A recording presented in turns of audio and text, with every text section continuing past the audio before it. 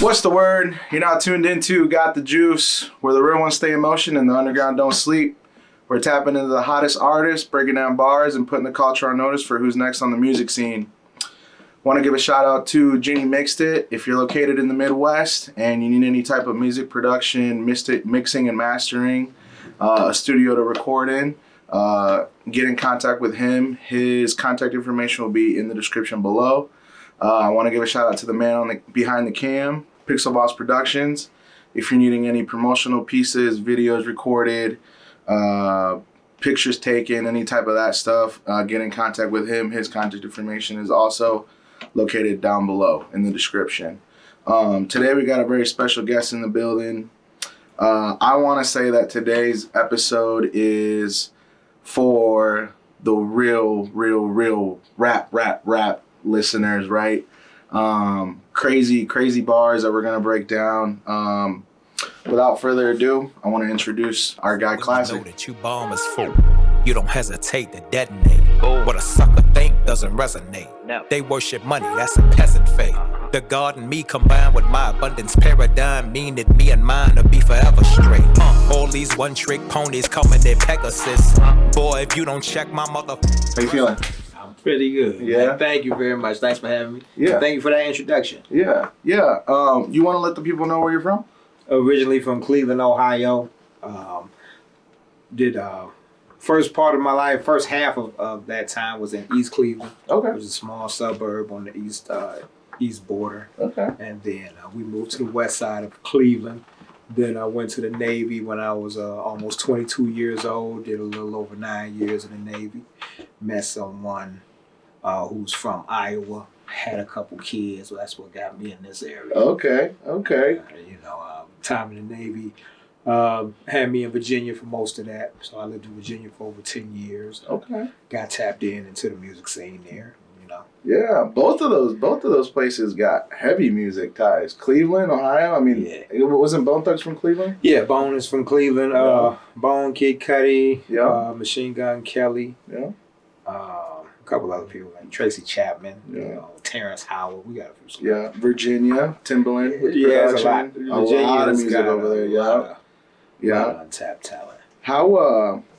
How did you get into music? When did that start? As a kid, as a young kid? Yeah, well, I got serious about it in my teens. Okay. So in my high school years. So I guess, with me representing what I represent, I guess I got to get a little more forthcoming with my age. I'm in my 40s, in my early 40s.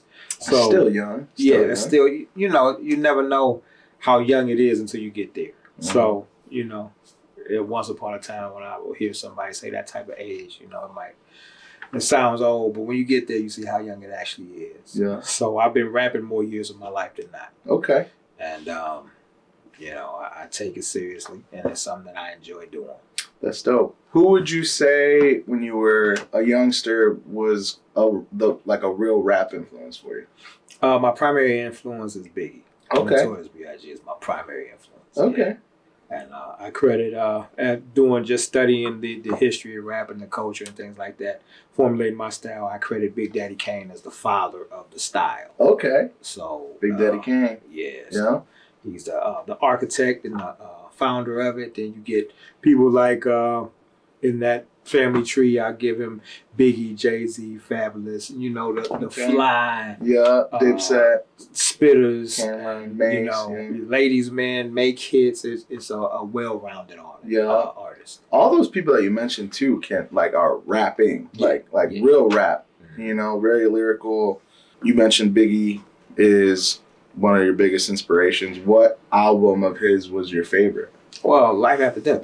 That's the best rap album ever made. Okay. So gotta ask the question. Gotta ask the question. Yeah. Is there a specific song on there, or is it just a whole project that is? It's just the whole thing, man. Yeah. Just from the beats to the flows to the structure and the intros and how the album tells a story, and it's really a timeless. It's a double disc. There's 20-something tracks on there, and how many of them? Just about all of them are timeless. Yeah. From From What's Beef to Hypnotized to I Love the Dough, Jay-Z to Loving You Tonight to, it's one Great. of the best, It's a great album. Best things ever done. Since you said Biggie, I gotta ask this question. Yeah.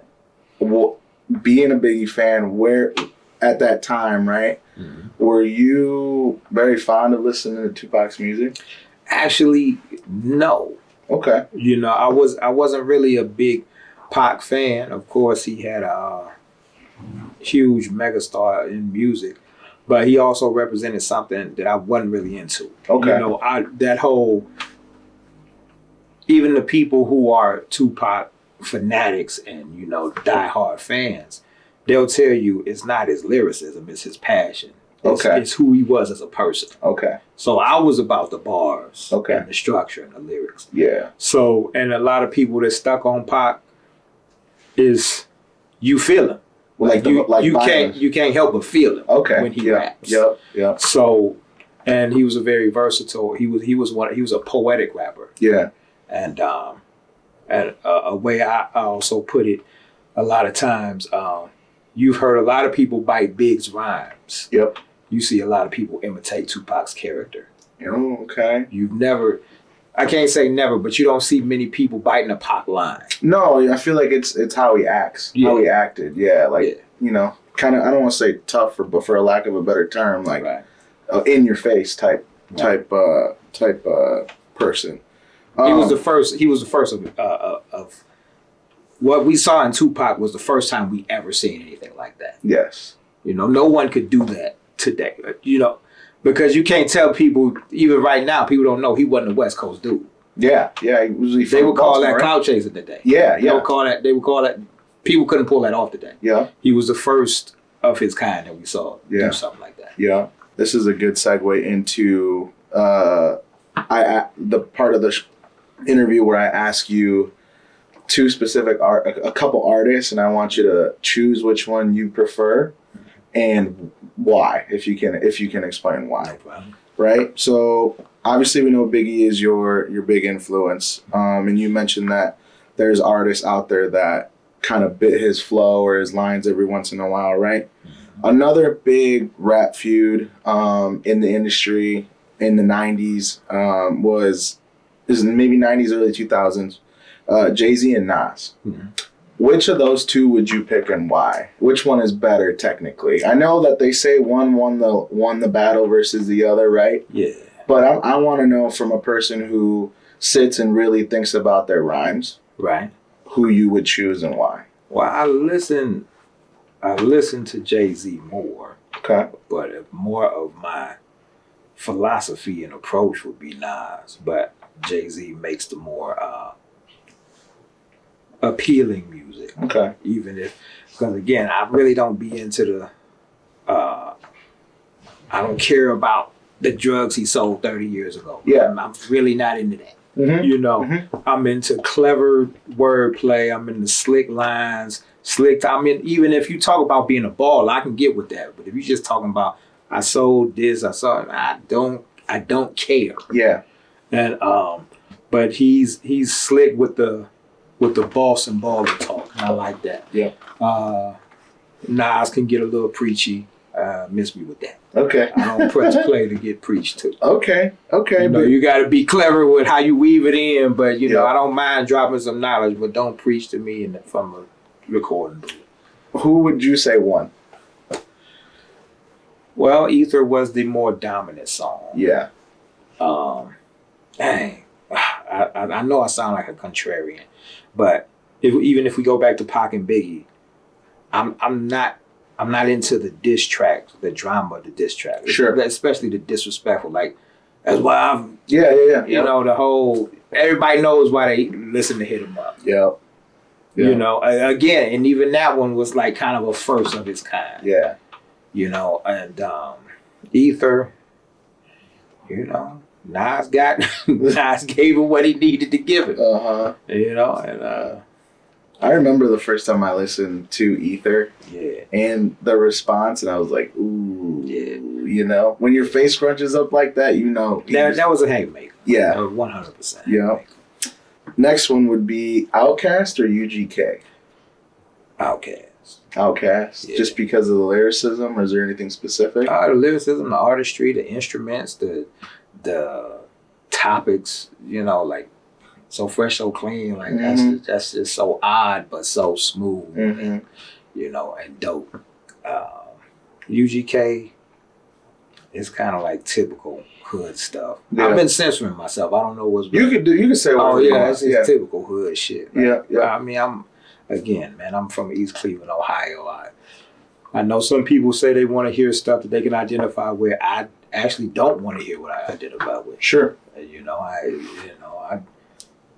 My whole family was. That's why I don't like the things. My whole family. I'm on the other side of the drug game. Sure. You know, I saw it all. I came up in a home where everybody was on it. You know what I'm saying? So this it doesn't appeal to me. I don't look at a drug dealer as something that I want to be. Sure. Because I see this person that contributed to the destruction of my family. So, you know, I've been sober my whole life because of that. Yeah. So it doesn't appeal to me in the music. I'm not enticed by these guys. I'm not impressed by them. And, you know, yeah, so I'm more into the skill of the craft. Okay. What are your thoughts on Andre 3000 and how he has evolved? Like, he's making albums just playing the flute now? Yeah. What are your thoughts? What are your thoughts on that? As an Outkast, I respectfully protest that flute album. Okay. He can do whatever he want to do. Obviously, you don't need my permission to not rap and play the flute. But I don't want to hear you play no flute. Yeah. Like, give me these raps. Do you think he still has it in him? No. Yeah. Because he says he doesn't. Yeah. Yeah. So, if you know. If that's what he believes, then he's correct. Yeah, yep. I'm gonna spin it up a little bit to the new age, right? J. Cole or Kendrick? Because they're both. Listen to them about equally. But I actually have a favorite J. Cole verse. That verse on Johnny P's Caddy. Oh, with Benny the Butcher? Yeah, that's like the Spitter's national anthem. Yeah, that is hard. If you guys haven't heard of that, you need to hear that. Yeah. Yep. Do you like Benny the Butcher and that whole? I like the sound. Okay. And the and again the skill that Griselda represents, but the content ain't it. But I'll listen to it because, you know, it's nostalgic. Yeah, like that old school. Yeah, New York sound. And they can rap. Like Benny and Conway be getting busy. Yep. Let's go back to your musical career and kind of your goals. What is your, I guess, goal with like your what you're doing with your rap? Right now, I'm establishing my face as myself as the face of adult contemporary hip hop. My approach to creating music, I take a non-destructive approach to making rap. So you'll never hear me selling any drugs or, killing anybody and stuff like that. Okay. So I developed that description of non-destructive because it's not gospel, it's not positive. It's just I'm just a regular guy that can rap very well and ain't trying to destroy your family or where you live. Yeah. You know, I just had a feature in the newspaper up in Cedar Rapids, and I say, imagine if a sitcom, a blue collar dad was cool enough to rap. And that's what I am. Yeah. How long have you kind of championed that here in? I've been championing that the whole time. I just wasn't able to articulate it in a sentence. Okay. I just knew it was certain. It was a certain, for about 5 years, I was in a duo in Virginia. We put out 2 albums. I didn't even cuss at all. Okay. I didn't cuss. I didn't say nigga for about a 5-year stretch. Okay. And now it's like I might make a song talking about God. I might make a song about, getting with a woman, or taking your girl, balling, because that's life. Yeah. It's not just like I think the excessive, destructive murder music is corny.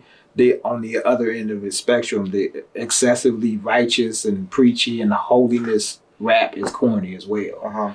Because that's just not real life. Sure. So I just want to represent the person just trying to take care of their family and stay out the way. Yep. Which is most of us. Yeah, exactly. I agree with that.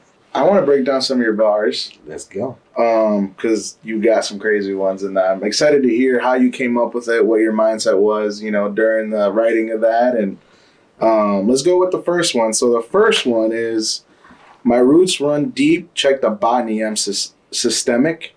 Every lyric that I've written resembles schematics. Yeah. And if I'm reading these and they're not right, please correct me. Oh, yeah. I don't want to, it's an art. I don't want to disrespect it. So.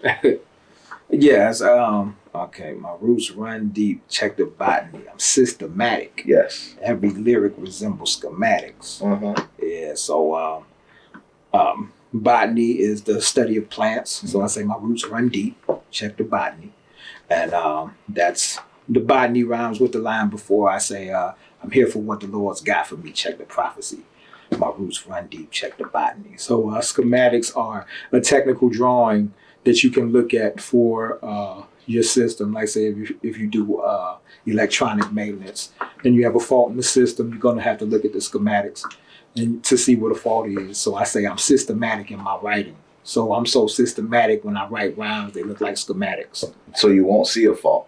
Hey, Right. man, you taking it to another level. Right? Yeah, you won't see a fault. Bars, I got bars I didn't even know I had. I like that. All right, the next one is, this one isn't like crazy, but I liked it, so I want to read it off to you, and I want to get your thoughts and your feedback on this. All right. Either I'm wrong about my gift, or it's not meant for me, but I keep trying just in case it's still meant to be. Yeah, that line right there. That when I put that out, that's when actually things started like opening up for me. Okay. But that's the last line in the song called "Meant for Me," where I'm going over the frustrations of being good at something and not having the success to line up with the skill that you developed. Mm-hmm. And in that last line is just saying, either I'm not as nice as I am, either I'm not as good as I think I am, or I'm as good as I think, but it's not meant for me. But I gotta keep shooting. Yeah. Do you, with the success that you've seen, and I know I think I saw that you have won some awards and stuff. Yeah. Do you still feel like that? Because I know we all dream of like, oh, everybody knows me and all this and that, but not everybody's version of success isn't the same, right? Yeah. We all have to define what success is for us. So I think it is meant for me. I don't feel that way, but it's still being worked out. Yeah. Yep. When I made that song, man, I was like, thinking about hanging it up. Mm-hmm. And man, when I came to Iowa in 2017, like when we moved here, I was like, man, I ain't gonna be nothing moving out here. Yeah. So, yeah. So it's made, and that's another reason why I take a non-destructive approach to the music, because that stuff, like, it puts energy out into the world for you. Mm-hmm. So that song, that line, and the next line after that, I say, in case God needs a reminder, I want everything that's meant for me. And that's like a constant beacon that's constantly going out on my behalf. Mm-hmm. What if I said something, some disrespectful, like, this is it. Like, I'll never write another rapper, and that, but when I put that out, like, that's really, stuff started turning around and going on the incline for me. Okay. I respect that. I like that. The next one, I'm going to try to not mess it up. Ridiculously lit, meticulously skilled, too legit to quit being sick. I'm legitimately ill. Yeah. Oh, you went. That's on my page. I didn't even put that out. Uh-huh. Ridiculously lit, meticulously skilled, too legit to quit being sick. I'm legitimately ill. You ain't in my weight class. You will never tip the scale. No matter how minor a move I make, I activate the Richter scale. Yeah. That one right there. That was. I like the way the the consonants stack on each other. Mm-hmm. Ridiculously lit, meticulously skilled, too legit to quit being sick, I'm legitimately ill. Mm-hmm. So, but then it's still wordplay on too legit to quit, but legitimately ill, and the syllables all tied back to meticulously skilled and ridiculously lit, and yeah, I just like how they stack. Yeah. That's hard. I like that. All right, I really like this one, but you might have to help me with the ending. All right. Right? I've been nice, but I'm better than ever. Hot as Babylonian furnace. I'm Nebuchadnezzar. Yeah. Who is that? Who is Nebuchadnezzar? All right, so that's a Bible reference. Okay. So Shadrach, Meshach, and Abednego. Okay. Right? They were 3 Hebrew boys that wouldn't bow down in front of the statue of King Nebuchadnezzar. Okay. So he wanted them to bow. They said, we won't bow to nothing but God. So to persuade them to bow down to the statue, there was a furnace. And they said, if you don't bow, we're going to throw you in the furnace. They wouldn't bow down. So they said, we're going to turn it up 7 times hotter than normal. Okay. And that's what I'm saying. I'm hot as a Babylonian furnace. So the furnace was already hot. Okay. Then they turned it up 7 times hotter. Okay. So, that's what, I've been nice, but I'm better than ever, hot as a Babylonian furnace. I'm Nebuchadnezzar. The way the Babylonian, this shit is, I don't even, that's hard. That's hard. I like that. That shit is hard. All right. The next one is, I really like this one, by the way. Just make sure that my mic's up because I'm shining like anything in the Belly Jean video that Mike touched. Yeah. Keep your mixtape. What you doing? And then someone says, what, you don't like this? Like that? Nah, I'd rather get my nuts stuck in a vice grip. Yeah. That's on Whack Flow Phobic. Yeah. But yeah. Can you repeat it? Like how you say it? Just make sure that my mic's up.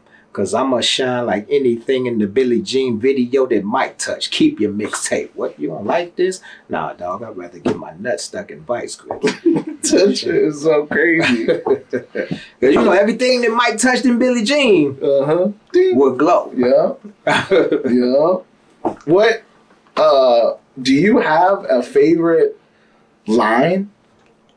Or a couple line? Like one of my favorites is on that, coincidentally, on Waprophobic, the beginning of that verse, where I say, if I bit your rhymes, I need toothpaste.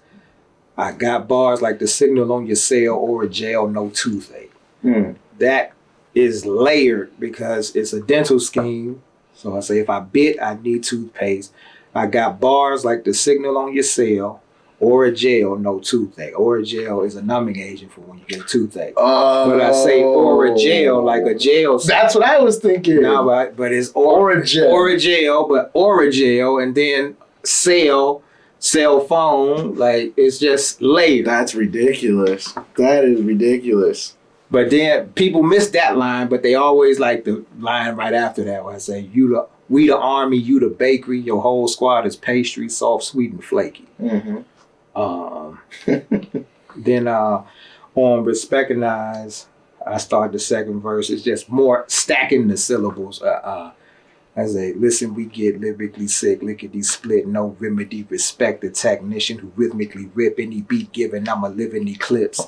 And that's just slicing it up. What's your favorite part of the writing process? Do you write? Are you freestyling or?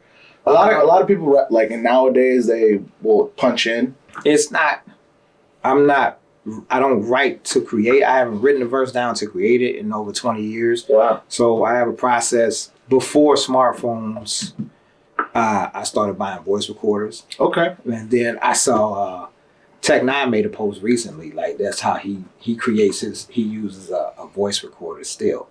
And I use my smartphone as a voice recorder app, and that's how I create everything. I keep it in my head. Okay. If I come to the studio, and a lot of times I might have to write something on the spot, I can come up with something dope in a short amount of time. Do you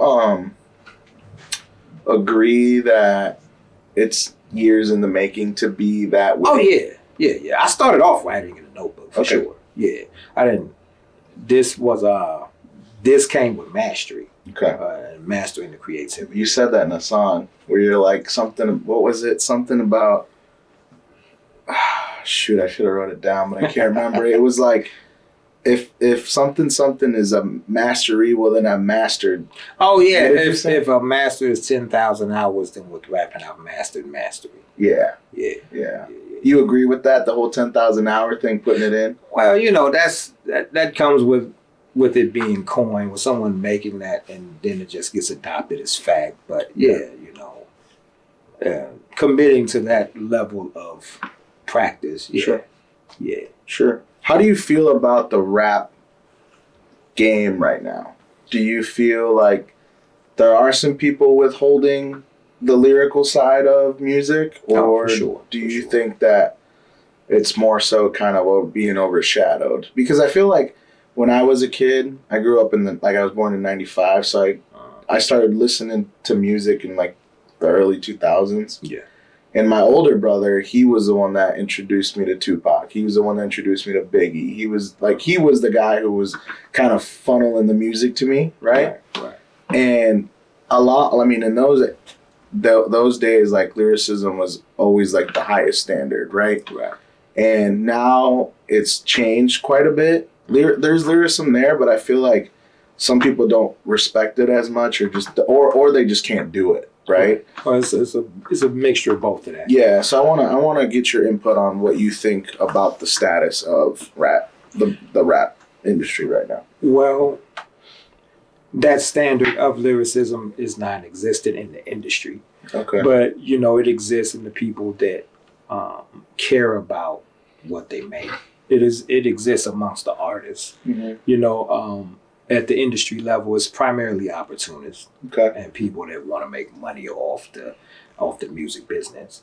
At the times, with the music that you were talking about, that's when the culture was a bit stronger. So there were rules amongst people that practice. There were rules amongst MCs. You had to have a certain level of skill just to be able to come outside and stand amongst us. Yeah. So, but now, you just have to look apart. Yeah. You just have to be in the streets or be believed as a street nigga. Yeah. And you can sell some records because that image is popular. Sure. But, once upon a time, I don't know, you might have missed this on the page, but one of my acapellas, I say, I've been nice since being nice is what it took to get you famous. Now the things they getting famous for is things I'd be ashamed of. Been lyrically inclined, but never critically acclaimed or politically aligned, because I don't fit in with no lame-os.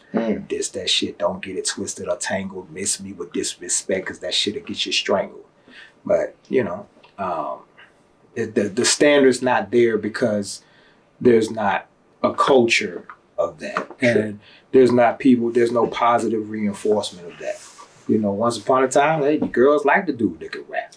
Yeah. Now they like something else. Yep. Yeah. I like that answer. Do you think lyricism, like, at that, how it was championed, do you think it could ever be like that again? Yeah.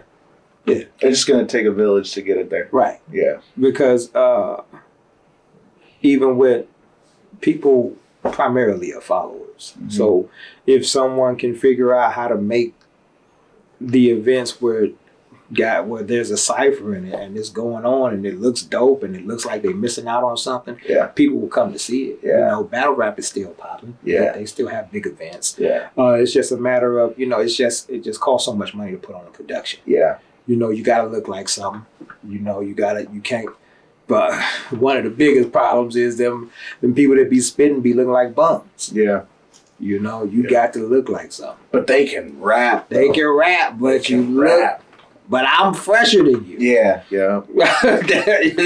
If you up on stage, listen, you can't come out on stage and somebody in the audience be like, what?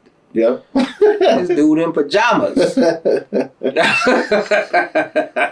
I would love to go to an actual rap battle because I love listening to bars. I say the same thing, but at the same time, I'm a VIP experience kind of guy. And like them battle, you be standing up for like 8 hours. Yeah. You can't, ain't no food, ain't no, like, you know, so I want to see it live. I want to feel that energy live, but I don't think they going to give me the type of amenities that I want. Yeah, like give me a chair or something. You know? That's funny. I saw when I was, doing my research on you and stuff, you had dropped a song with DJ Luke Nasty. Yeah. Tell me how that happened. What kind of, the whole, I want to know how that happened. Yeah. Because he had a very big song at one point. Yeah, he had a couple songs. He got him some plaques. Well, I participated in a conference and competition up in Wisconsin Dells. Okay. I won that verse from him. Oh, okay. Yeah, so I put on, I weave acapellas in my sets. I do a few acapellas. I talk to the crowd. I give them some songs. I highlight some of my favorite bars in the set. I just put on a show, and I won unanimously. There was another contestant. She was a singer, great voice. She was actually on one of the recent seasons of The Voice. She was on John Legend's team. Okay. And they even picked me over her, So, I got that verse from Luke Nasty. Made a song called Get to You, which is actually getting a lot of traction. I just pulled a report the other day. It's been since over the last 2 months, it's been played 3,000 times on various internet radio stations. Okay. I've had a few hundred FM radio plays, over 2,000 Shazams. However, I don't know. It's not turning into nothing. It's frustrating. I showed up on the media base, number 90 something on the media base charts, and I'm like, so yeah. Do you think that's the most frustrating part with art? It's just, to you, it's like, this is amazing. Yeah, it's getting the greatest response. No one that I've played it for doesn't like it. Yeah. It's being played, and I just had a DJ tag me in Tennessee. It's one of the top 10 songs played by a DJ coalition in Tennessee. Okay. And I'm like, what? I'm trying to turn it into something. Yep. I'm just sitting here looking at all this success, and I can't go nowhere. Yeah, you guys that are watching out there, run it up, print it up. You need to get the numbers up. Yeah. What's in store? What's coming up in the summer for you? Well,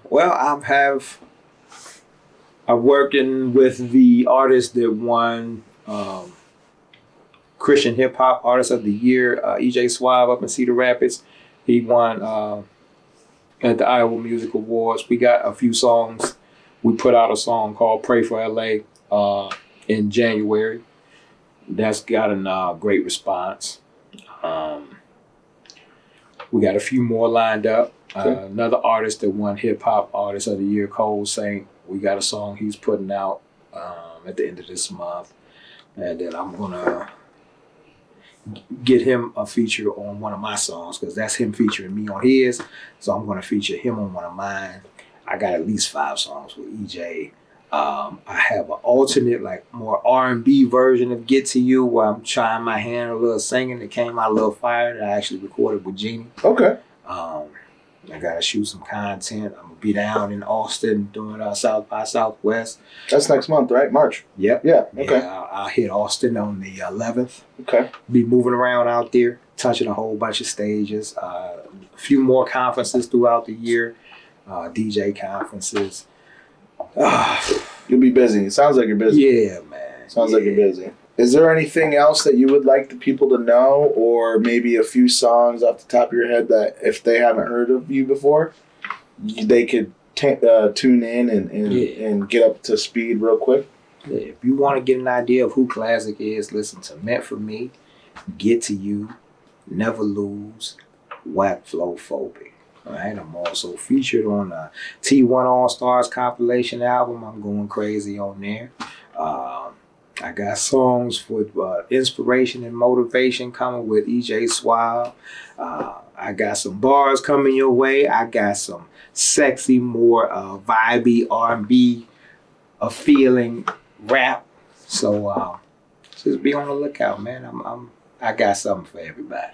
Awesome. Do you want to give them your socials so They can find you on all the platforms. Yeah, on everything is Klazified. Klazified. That's TikTok, Instagram, X. On Facebook, it's Klazified Sick, spelled KLAZIFIED And I'm always deliver something great because I'm committed to greatness. Awesome. I appreciate you for coming through. Thank you. Thank you. Man. Thank you. very Thank you. much, Thank you. man. You guys check it out and tune in. He's the one. Got the juice. Got the juice.